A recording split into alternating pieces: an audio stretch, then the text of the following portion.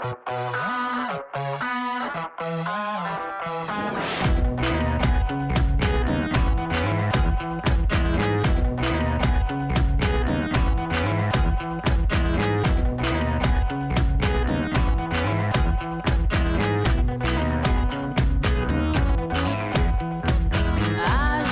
letra pra essa moça.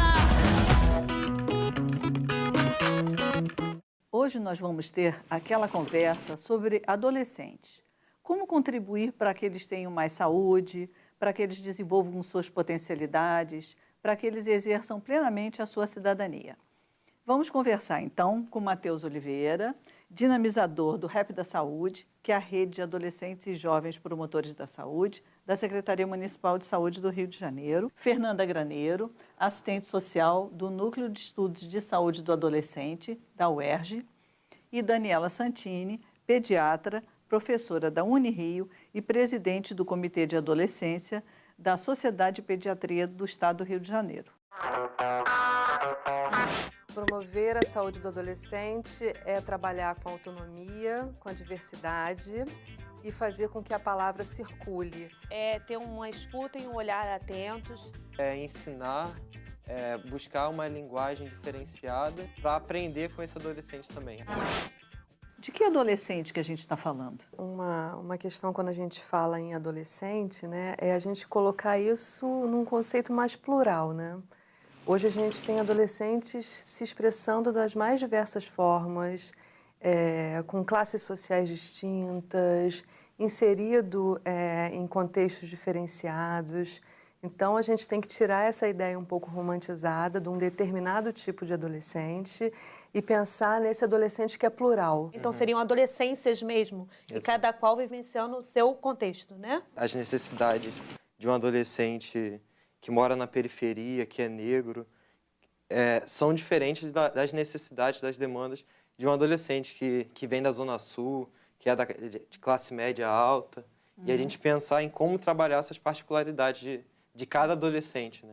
Isso. E ter esse olhar para a diversidade, mesmo quando eles vêm de uma única comunidade, né? Mas em relação às demandas específicas para a saúde, assim, o que vocês têm observado? O que eles pedem? O que eles querem conversar? Quais são os seus interesses? Eu acho que o tema da sexualidade é sempre um tema muito presente, né? Desde que o mundo é mundo, por mais que a gente tenha aí tecnologias hoje, os jovens têm muito acesso, né? Mas eu acho que ainda tem uma informação que é preciosa, que é essa informação do cuidado que o profissional de saúde precisa dispensar ao adolescente. Esses profissionais que lidam diretamente com os jovens têm se furtado de estar nesse contato com o jovem, supostamente entendendo que esse jovem já conhece, já tem aquele conhecimento, ele já sabe aquilo, ele já dialoga sobre aquilo, mas, na verdade, esse jovem tem uma demanda de trazer isso para um profissional e conversar com um profissional. Eu acho que a gente tem perdido a oportunidade de criar espaços dentro dos nossos serviços para trazer esses jovens, para que a gente possa ter uma conversa em que, de fato, esse jovem possa tirar suas dúvidas, sem a preocupação de que ele vai ser julgado ou que ele vai demonstrar que não conhece determinada informação. Eu acho que a gente tem perdido essa oportunidade enquanto os serviços de saúde de um modo geral. Pelo despreparo do profissional de saúde de uma maneira geral. Né? Ele criou um estereótipo do adolescente como se fosse uma fase a ser superada, né? O que eu percebo é que, às vezes, esse profissional está até bem intencionado, com muitas aspas, né?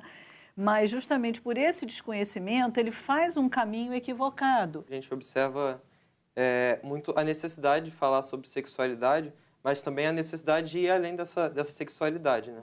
A gente está com um grupo agora bem estruturado, que é o Cine Debate, e a gente tem buscado tratar ali do emocional dos adolescentes, dos jovens daquela região. Cabe a esse trabalho de intersetorialidade, né, que é a saúde junto com a educação, junto com a assistência, para tentar debater isso com esse jovem, né? E não subestimar as emoções que esse jovem pode estar passando também. Falta muito escuta, que eu acho que é isso que vocês estão falando, né? Ouvir primeiro quem é esse seu grupo, quais são as suas necessidades, né? Se despir do juízo de valor mesmo, isso, né? E ir construindo com eles, né? Esse caminho do cuidado. né? A gente trabalha, em geral, com projetos ofertando e não com a demanda. A gente sempre batia naquela tecla do uso do preservativo e a gente sentia que aquilo ali era um discurso meio surdo. E aí a gente parou e a gente começou a trabalhar sexualidade, mas por outros vieses, né? O que eles entendem por paternidade? Como é que eles namoram? Para eles, o que é namoro? O que é ficar? Porque se você não consegue entender qual é o significado que eles dão para essas questões, como é que você aborda o autocuidado, o uso do preservativo, o cuidado com o outro, se você não sabe nem como é que eles namoram? Quando a gente vai abordar, a gente vai para DST, gravidez não planejada, indesejada, né? Então a gente associa, simplifica, né? Reduz tudo à relação sexual, não pensa em todo o resto. Tem determinadas informações que têm acesso em tudo quanto é lugar. Mas esse tipo de coisa que vocês estão trazendo é só na reflexão, é só no contato, né, que você permite que a pessoa se sinta tocada, né, que ela desperte para esses aspectos. Pensando também nessa promoção do desenvolvimento saudável, eu me lembrei da caderneta do adolescente, né, que é um instrumento importante, até para esse incentivo ao autocuidado. Acho que a gente podia falar um pouquinho disso. Tem uma para os meninos e para as meninas, que tem uma série de informações de uso de preservativo, de contracepção, mas tem alguns dados sobre os direitos que esse adolescente tem, incentivando a assumir responsabilidades, o registro do crescimento mesmo desse adolescente, as informações sobre o que é normal, o que não é normal, do crescimento e do desenvolvimento dele, informações sobre saúde oral, né, as imunizações. Então, acaba sendo um instrumento importante para o adolescente. Isso a gente entrega para eles mesmos, né? E eles assumem essa responsabilidade. O profissional também precisa ter essa atitude mais proativa, de ir até onde os adolescentes estão. Né? Isso. A gente percebe muito, as unidades acabam criando regras para o atendimento ao adolescente. Regras que não estão em lugar nenhum, né? Isso sai da cabeça das São pessoas, equivocadas. né? Isso. De que o adolescente precisa estar acompanhado. Exatamente. Né? Enfim, de que ele precisa apresentar um documento. Tem uma série de regras que as unidades... E que vão criando barreiras, exatamente. né? A clínica ela precisa ser um espaço de acolhimento desse jovem, né? O jovem fala, mas a gente tem que estar atento ao que ele quer dizer, ao que ele quer ouvir. O tempo todo ele está se manifestando. É necessário uma sensibilidade para a gente entender a mensagem que ele quer passar. E uma disponibilidade para rever os nossos conceitos a partir do que ele traz, né? A gente tem dificuldade de ouvir aquilo que não é exatamente o que a gente pensa, né? Sim, A gente com tem certeza. dificuldade de lidar com o diferente. Era importante reforçar essa questão da privacidade do sigilo, né? Sim. E principalmente na estratégia de saúde da família, onde esse profissional tem contato com a família toda, ele precisa saber, né, que com algumas exceções, como violência, questões assim mais complexas, o profissional é obrigado a resguardar esse sigilo. E aí eu também queria que a gente discutisse um pouco essa questão das cobranças sociais em relação, por exemplo, ao corpo, né, que faz com que os jovens assumam tantos comportamentos de risco, né? O que eu vejo hoje muito, para além dessas questões, né, jovens fazendo dietas enlouquecidas, né, é a questão do racismo. Jovens sofrendo muito em relação à questão do racismo. Como é que isso vem atravessando meninos e meninas no que diz respeito a se conhecer, a se gostar, gostar do seu cabelo, gostar das suas características. E as unidades de saúde, os serviços não estão preparados para lidar com essas refrações, né, essas sequelas do racismo do dia a dia. Eu acho que tem aparecido nas unidades de saúde travestido de uma outra coisa e a gente não está sabendo tratar disso. Quando a gente pensa, né, nos nossos indicadores, a mortalidade dos jovens está basicamente ligada à violência, seja na questão do trânsito, seja nos homicídios. E esses jovens que morrem, em sua maioria, são jovens negros. Jovens negros. Então, tanto a escola quanto a unidade de saúde tem que poder ter esse olhar para essa vulnerabilidade. Né? Puxando o gancho que a gente acabou falando do racismo, mas em relação à imagem, eu acho que o reforçar a autoestima é muito importante. Orientar né? Que às vezes o menino tem uma ansiedade, ele está ainda numa fase de desenvolvimento que não tem a massa muscular que ele imagina, que ele espera. A gente poder trabalhar, olha, você está num processo ainda de desenvolvimento, Isso. de crescimento, você precisa acolher muito isso para você não desmerecer, porque se você faz uma fala que desmerece, ele vai ouvir de uma outra pessoa uma outra coisa que ele quer ouvir. Exatamente. Né? Eu acho que uma opinião que pesa muito na autoestima dos adolescentes são a dos pais, né? É uma forma de ajudar também nessa relação dos pais com os filhos, ajudar na construção dessa autonomia. E aí você vai, aos poucos, criando isso. Olha, agora, nesse momento da consulta, você vai aguardar um pouquinho lá fora, né? E eu vou ficar aqui sozinho com o adolescente, né? O intuito de colocar a família fora da sala não é esconder fora do nada, processo né? da- Na verdade, né? a gente tenta acolher, puxar essa família para a família nossa parceira, Isso, na verdade. Estava me lembrando um outro aspecto, que é o olhar que a gente tem, tanto para o adolescente quanto para a sua família. Às vezes, a gente tem um olhar de desqualificação, né, dessa família, não acredita na sua capacidade de cuidado, e quando a gente não acredita, a gente não investe.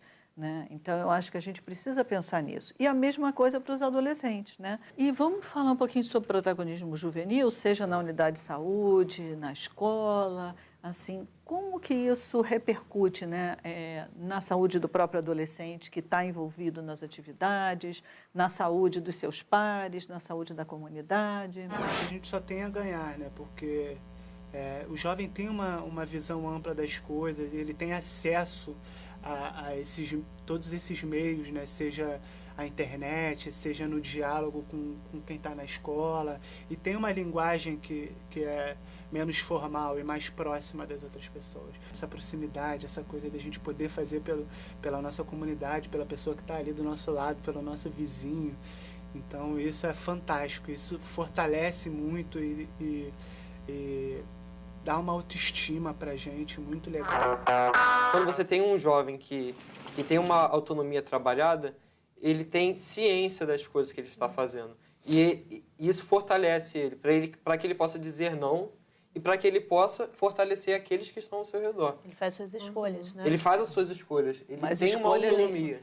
Escolhas uma informadas, identidade. né? Exatamente. Escolhas informadas. Então, trabalhar com a autonomia do jovem, com o protagonismo juvenil, é a chave para que a gente rompa com diversos problemas, tanto na saúde quanto na educação, e desenvolver as potencialidades dele. Né? A gente não pode contar com as informações da internet. Né? A internet é um campo que é sem lei. Que tem de tudo. Tem de tudo. Tem tanto do senso comum quanto do pensamento mais crítico. Né?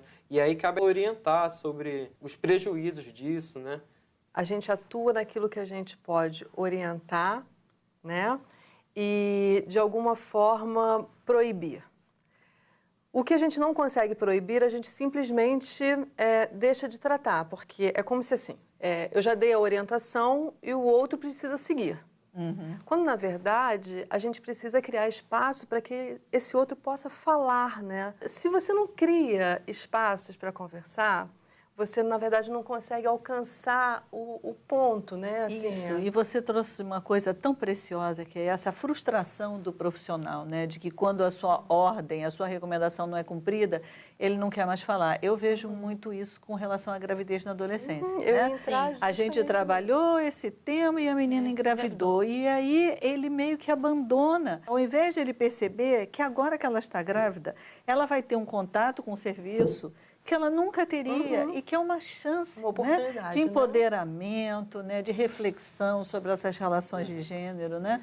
Então, realmente, a gente precisa mudar esse modelo mental dos profissionais. Né? Eu falo com os alunos assim, que é mudar a estratégia.